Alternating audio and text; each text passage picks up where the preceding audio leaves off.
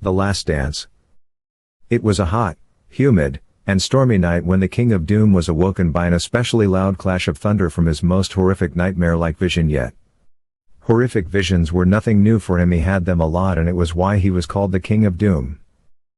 "Are you all right, Junior?" asked his housemate Gabriel Adamson, running into his room thinking something was wrong, hearing the king scream as he awoke in the neighboring room to Gabriel. "My head hurts. I just saw a massacre." The king said he was in shock. "A nightmare or a dark vision?" asked his friend. "A vision, I'm afraid," said the king. "Oh no, can we prevent it?" asked his friend. "I don't know, but nothing will stop me from trying to stop it," said the king. "Do you know where it is going to happen?" asked Gabriel. "Yes, a New Year dance at the Charing Cross Ballroom," said the king. "What happens?" Gabriel asked. "A woman posing as a reveler will open fire on a full dance floor," said the king, looking as if he was there seeing the aftermath which he had, and it left him traumatized. "Should we warn the police?" asked Gabriel. "No, they never believe me when I see these visions," said the king. "Oh yeah, should we tell your granddad? He's the emperor of our people and can stop it," said Gabriel. "No, we can deal with it. We don't need the place full of magicians risking their lives," the king said. "Less collateral damage if it goes wrong with just us." "True," said Gabriel. Later that week, at the scene of the crime, the king and his friend Gabriel arrived incognito as revelers. "Such a merry place for the scene of a disaster?" said Gabriel. "Yes," said the king grimly. "Can we empty the building to save them?" asked Gabriel.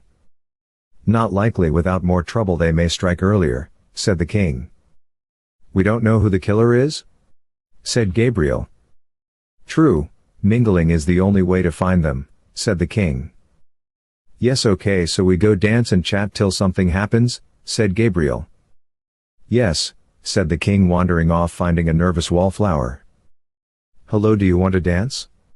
asked the king, smiling charmingly. "Hello, thank you, yes," said the wallflower, standing. "My name is Lance. What is your name?" said the king, trying to break the ice. "Michelle," said the wallflower, smiling as she waltzed with the king. The king spied Gabriel waltzing nearby, looking oddly suspicious. He was obviously looking for the would-be killer. The king chuckled, thinking it served him right to take the masked chicken to a sting. The masked chicken was a bit of an idiot on a good day, but his heart was in the right place. "What's the joke?" asked Michelle seriously. "I was thinking of a joke," lied the king charmingly. "What was the joke?" asked Michelle. The king, panicking, thought of the last joke he'd heard. "Why are ghosts bad liars?" said the king awkwardly. He knew it was a bit obvious. "Why?" Michelle asked. "You can see through them," said the king. Michelle laughed. "Yeah, they are see-through," Michelle said. The tune ended. "Do you want to get a drink with me? We can dance after," said the king charmingly. "Okay," said Michelle. They wandered over to the drinks table. "A sherry for mon chéri," the king said, bowing slightly.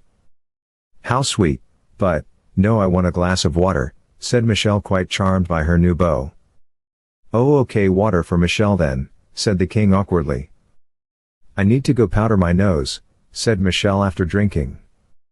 "All right, see you when you come back," said the king. When Michelle was gone, he walked over to the chicken, who was still dancing.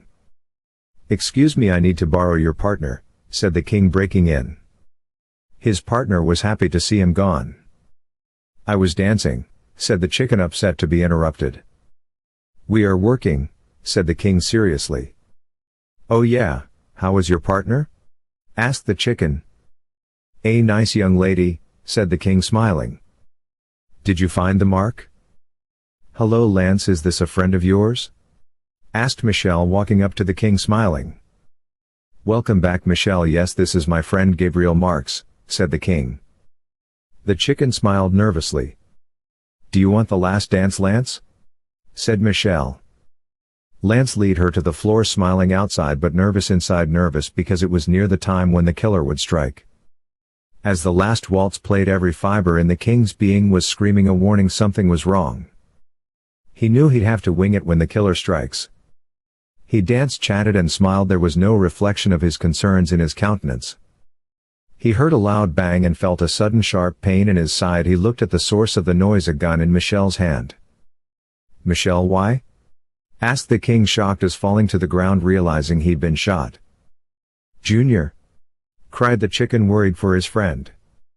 "Drop the gun, girl," a voice said behind her. "She did." "Why did I do that?" asked Michelle, said, not knowing why she dropped the gun. "I hypnotized you with the voice," grumbled the owner of the voice. "Granddad, how?" said the pained voice of the king. "The chicken called me," said Blake, the king's granddad. Michelle ran off. "Don't mind her, I brought help," said Blake, looking at his grandson's wound, as he was a doctor as well as a coroner. "He'll be all right," Blake said. Michelle ran outside thinking she had escaped, and then she saw a slew of policemen standing outside there with a man in a blue tux and mask and a top hat, a magician like the king and the chicken and Blake. "Stop or they'll shoot," shouted the magician, the enchanter who was the king's dad. She gave herself up to the police.